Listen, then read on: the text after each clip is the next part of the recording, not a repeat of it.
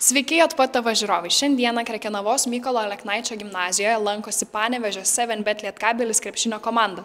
Pasižiūrėkime, kaip susitikimas su gimnazijos nariais ir krepšinio komandos atstovais atrodo iš arčiau.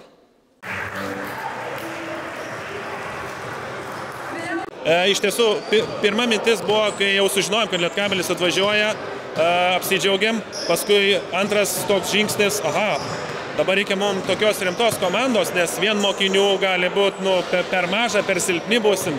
Tada nusprendėm, kad reikia pasikviesti buvusius mokinius, alumnus, kurie yra lankę mūsų mokyklą, krepšinio būrelį, ir tokiu būdu mes sustiprinom komandą ir padarėm tokį jungtinį, gražų buvusių ir esamų mokinių kolektyvą. Šita mintis kilo bendraujant kartu su savivaldybė, rajono savivaldybė ir su meru Antanu Pocium ir švietimo skyriaus vedėju Kęstučiu Rimkum. Ir buvo tokia diskusija, ar gimnazija norėtų, žino, kad mes mylim krepšinį ir mūsų ta svajonė buvo išpildyta. Ko tikitės iš šitų varžybų? Pergalės. Kurios komandos? Krekenavos, aišku. Kuris žaidėjas jūsų mėgstamiausias, favoritas? Visi mėgstamiausi, nėra tokio vieno.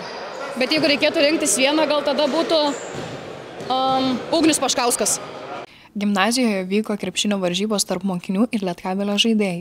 Jomis siekiama skatinti jaunimo susidomėjimą krepšiniu bei veiklą bendruomenėje. Tai iš tikrųjų Panevėžio rajono meras pakvietė mumis.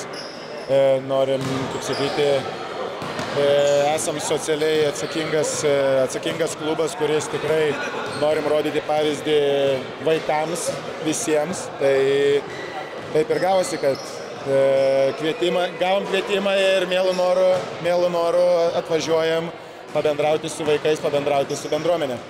Geras nuotaikas, geras, labai geras. Ko tikitės iš šių varžybų?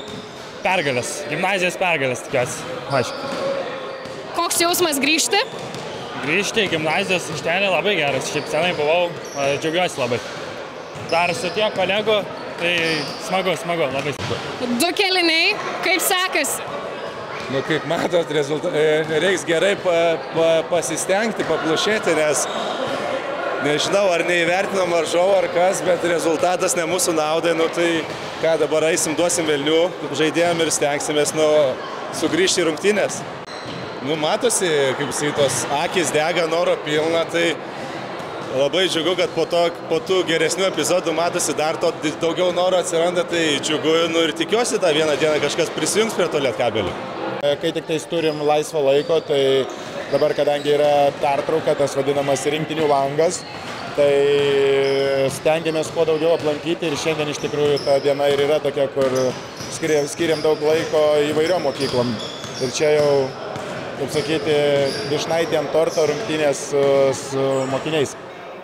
7bet Lietkabelio komandos nariai mokyklose lankosi laisvų nuo varžybų metu. Mokykloms ar gimnazijoms pasikvietus krepšinio komandos narius į svečius, prašymas būna mielai patenkinamas, nes prie doro ir teisingo jaunimo ugdymo prisidedame visi.